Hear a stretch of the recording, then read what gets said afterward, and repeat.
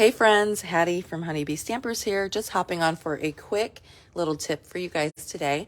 I actually got this question from one of my team members over in the Beehive, Kimmy. She was asking about how we open and close our ink pads. Like everybody maybe has a different technique, and she was just curious as to how other people did it, because sometimes she has a problem with scraping the ink pad and then it gets all over her fingernails, and she's just like, there's got to be a better way. So I thought, well, let me hop on and share how I do it, and then maybe you guys can tell me in the comment section below how you all do it, and then we can have some great ideas shared with each other. So I'm just going to share with you guys really quick. Let me check my screen here. Yep. And then I'm going to share this video to my team page as well. So I've got two ink pads here. This is the old style of ink pad. If you guys remember this back in the day, that's how the ink pads came. And then this is the new style. So I wanted to show you both in case you have some of these older ones. If you have these older ones that look like this and they have the linen pads, oh my goodness, those things lasted for forever. And so some of you may still have those. This one, I think, let me see, this one's the foam. So they converted over to the foam pads versus the linen pads when they started doing more of the clear stamp sets. Those are photopolymer stamp sets, or what we call them photopolymer, but they're the clear see-through ones. And the linen pads, what was happening is when people would ink up their clear stamps with that, it wouldn't have a very good impression. You would almost see the lines sometimes. Those linen pads are perfect with our red rubber stamps, which we now call cling stamps. I should have those those stamp sets out here so I could show you what I'm talking about, but I think most of you guys probably do know. Anyways, I'm going to show you how I open both. So this is the older version, and how I would open it is where the grooves are here. I would kind of place my fingers in those grooves, and then you've got three little dots on the bottom, and I just pop them up like that, and then I'd grab the top of it and then slide it into place. There is a cute little saying that I've shared with my customers before, and if you guys know what it is, then I'm not going to share it here, but it was one that I learned from another demonstrator, and it was really cute and funny way of how to open and close these. So that's how I open those, just like that.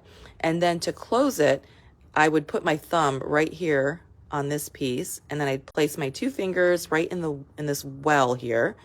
And so I'd have my thumb and fingers like that, and I would do this motion. So I would push with my thumb, pull with my two fingers like that. You'd hear the click, you'd slide it all the way out, and you'd fold it over and snap it into place. And that's how you do the older ink pads. Now for the newer ink pads, I kind of do a somewhat of a similar way of opening and closing it. So we've got these grooves here. You can see that the newer ink pads are a lot sleeker than the older ones, right? Might be a little bit harder to handle because, you know, this is just so much great surface space. But with these, you're going to place your fingers like very similar to the other one. I kind of put it on the side like this, okay? And then what I do is I will take and open it like a compact. So I open it up like this, and now we've got it exposed here. Some people stamp like this. I don't like to stamp like that. I like to actually slide. You've got a sliding mechanism that you can place, slide it into place. And then this is how I stamp with my ink pads. Now, when you first get these ink pads, they are a little bit hard to maneuver. I mean, they're a little stiff. So you have to kind of use them and work with them, open them, close them several times, and they'll start to loosen up. So even this one, even though I've used this one a few times, it was a little bit tough to get going, but after a while, it does loosen up. So when I go to close my ink pad, I'll hold on to the base again, very similar to this, like that. And then similar to my last one, I will place my fingers in the well here, put my thumb on the bottom. You'll see that this is a static piece, and the part above it is a little bit more dynamic. You can move it. I'll place my fingers here, thumb on the bottom, and I'll do that same, well, okay. I'll do that same motion. So that was a little tough to pull. Let me try it again. There we go. So it's push with your thumb, pull with your fingers. Once you've got it that way, then you can pull it. Make sure you're holding onto the base nice and tight so you don't drop the ink pad on your project. And then I close it and snap it into place. And you want to make sure that it's closed all the way, because sometimes when I've snapped it before, I'll close it like this, and yeah, that's not closed. So you're gonna snap it into place, make sure it's nice and snug. So the way that these stamp pads are designed is so that our foam ink pads, you'll see here, are upside down, and leaving them upside down allows the ink to kind of pool to the top, and it makes it easier to ink up your stamps and have them nice and juicy whenever you need them. Now, speaking of having them nice and juicy, I'm going to share with you guys how to ink up your ink pads. So whenever I buy a stamp pad, I always buy the coordinating or matching reinker. So if you've got your catalogs out, this is the current catalog right now that you'd be able to buy all of these. Or if you go online, you can buy them online. You can just type in whatever color you want, ink pad, refill, whatever, and it'll bring it up. But if you're shopping from the catalog, like I do often, then you're going to go to page 122. So you're going to see a lot of the ink pads on page 122 and 123. And when you're looking at these colors here, these are all of our basic colors. And they go in different family collections. So we've got the Brights collection, Neutrals, Regals, Subtles. The awesome thing about Stampin' Up! Is everything coordinates. And so if you grab paper from, if I grab Poppy Parade paper, I know that the paper is going to match, the ink pad is going to match, the marker is going to match, the embellishments pretty much. And that makes crafting so much easier. So right now I'm looking at, well, I've got Pacific Point out here. I probably should have grabbed my Cajun Craze, but I've got Pacific Point out here. And if I look at Pacific Point, it's under the Brights collection. And if you take a look at these numbers underneath it, you'll see that the 8.5 by 11 cardstock, if you go across here, that's the item code that you would use. And then if you go down a step, then we've got the classic Stampin' ink pad. It'll come looking like this.